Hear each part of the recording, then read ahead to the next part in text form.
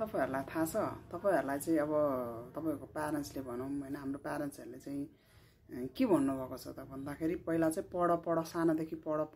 भन्नुभयो हैन अनि पढिसकेपछि अब एउटा लेभलसम्म पढ्यो भनेर प्लस 2 सक्यो ब्याचलर सक्यो त्यसपछि जागिर खाऊ भन्नुभयो। अब जागिर चाहिँ त्यो बेला कस्तो हुन्छ एउटा सेक्युरिटीको हिसाबमा मानिन्थ्यो हैन र अनि त्यसपछि जागिर खाइसकेपछि अब बिहे गर हैन बिहे गरिसकेपछि अब छोरा मान्छे होस् कि छोरी मान्छे एउटा बच्चा जन्म हो हैन अनि त्यसपछि बच्चा अब छोरा मान्छेको केसमा भन्नुपर्दा अब बच्चा भइसकेपछि एउटा घर बनाउने चाहिँ अब लोन लिएर बनाउने हो कि हैन अब आफ्नो जबबाट बिस्तारै तिर्दै गएर गर्नको लागि चाहिँ अब घर बनाऊ भन्नुहुन्छ हैन घर बनाइसकेपछि अब गाडी किन्न हैन अनि त्यसपछि केही भन्नुहुन्न के त्यसपछि तपाई जिन्दगीभर त्यो घरको र गाडीको ईएमआई तिर्दै तपाईको जिन्दगी बितेर जान्छ के त्यो बीचमा हामी सानो बेलामा चाहिँ हामीले तिमी पनि अब कोहीले चाहिँ भन्नुहुन्छ डाक्टर बन्नुपर्छ पाइलट बन्नुपर्छ भनेर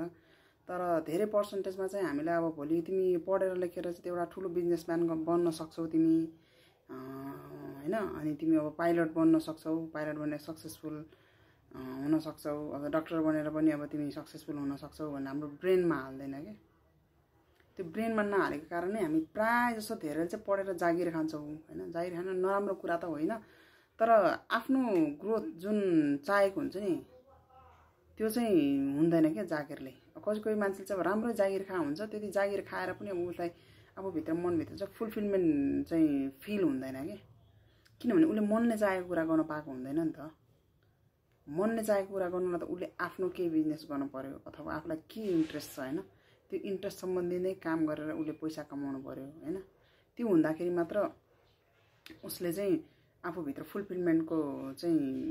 पाउँछ के फुलफिलमेन्ट चाहिँ उसले पाउँछ त्यसैले चाहिँ अबको जेनेरेसनलाई चाहिँ म के भन्नु आफ्नो बच्चाहरुलाई हैन तपाईहरुको अब अहिलेको स्थिति हैन अब मध्यम स्तर हुनुहुन्छ हैन अब कोही अब मध्यम भन्दा तल स्तरको हुनुहुन्छ उहाँहरुले चाहिँ आफ्नो बच्चाहरुलाई चाहिँ एउटा सानोदेखि नै दिमागमा चाहिँ घुसाउनु पर्छ कि तिमी पनि पढे लेखेर हैन एउटा ठुलो सक्सेसफुल पर्सन बन्न सक्छौ हैन एउटा अब एउटा पर्पज दिनुपर्छ अब तिमी डाक्टर बन्ने हो कि अब तिमी पाइलट बन्ने हो कि अथवा तिमी सक्सेसफुल अब एउटा बिजनेसम्यान बन्ने हो कि हैन त्यो चाहिँ उहाँहरुको बच्चाहरुको दिमागमा घुसाउँदै गयो भने एउटा पोजिटिभ घुसाउँदै गयो भने चाहिँ त्यो बच्चाले चाहिँ भोलि गएर ठुलो कामहरु गर्छ के